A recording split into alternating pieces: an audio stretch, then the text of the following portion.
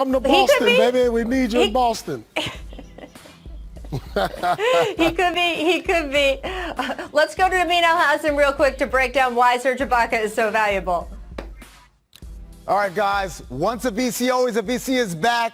The video coordinator and me couldn't stay away. Here's Serge Ibaka. He's going to be another big free agent on the market, especially for contending teams. Right here, you see his ability to set that down screen for Powell and then roll to the basket and finish strong. A lot of this is predicated because the defense has to respect Ibaka's ability to shoot from the outside, so it opens up a lot of things for him. Here we see Darius Bazley. He closes out a little too late, a little overcommit. Ibaka, one dribble, front of the rim, finishes. Again, this is because they're afraid of his jump shooting from the perimeter. And, you know, over time in Toronto, he's been an effective post scorer, obviously off of pick and rolls, finishes. But here's the big thing you get, the defense, right there. His ability to rim protect, his ability to switch and guard other perimeter players. Serge Ibaka is going to be a big get for someone on the free agent market who's trying to make a move for a championship. So that's an idea of exactly what is on that airplane right now. Brian, can you give us any insight into what Ibaka's options are? Because Woj reported just in the last hour that the Celtics were clearing up some room and making some trades. Enes Kanter on his way to Portland. Yeah, so you got to keep an eye on the Celtics with Gordon Hayward, whether or not they would participate in a sign-and trade, likely with Indiana, or if they would just re-sign Gordon Hayward. The thing with Serge Ibaka is he will get the most money likely if he stays put in Toronto.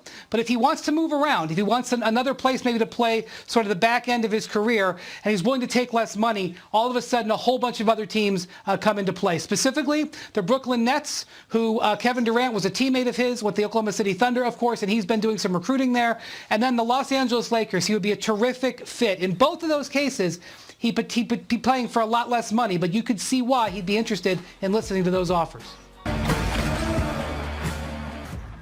Welcome back to The Jump. Now joining us, our NBA insider, Brian Windhorst. Brian, I know you were really, really disappointed not to be sitting next to me for that smoke machine today. I just want to warn you that if there is a deal that is announced or at least leaked before the deadline and you're on with us, you are going to hear this. And, you know, I'm sorry about the noise. What can I tell you? Key player alert. You'll see our key player alert as well. Player alert. It's a little bit better than the year that I electrocuted Brian from the smoke machine. Just a little bit. But, you know, there you go. I want to ask you guys about Anthony Davis because he can sign that long-term extension we've been talking about with the Lakers. All roads, of course, lead to him staying in LA. He does have some choices. And as you heard Woj say in our last block, he's not expected to commit in the immediate days. Brian, can you explain a little bit about what's going on here to our audience, what his options are, and is there any point they should start getting nervous? Well, there's some speculation out there, Rachel, that one of the reasons why he's going to delay his decision is because the Lakers have some other free agency moves to make, and he just wants to let them know he's watching. Now, I don't think there's any stress out there. He will be a Laker, but one of the guys they have to make a decision on, and it's a tough decision about how much to pay him, is Kentavious Caldwell-Pope, who is represented by the same agent, Rich Paul. Now, I think Caldwell-Pope is going to have some interest out there in the market. Whether or not he can get enough money out there to actually leave the Lakers is a different story. But this is somewhat reminiscent of when J.R. Smith was a free agent back in 2016 in Cleveland, represented by Rich Paul. And LeBron took his sweet time over that summer before signing. Now, having said that, LeBron did sign before J.R. Smith did. But while I think Anthony Davis has been well aware of his contracts options for months now, maybe it's just a little bit of a check game that he's playing.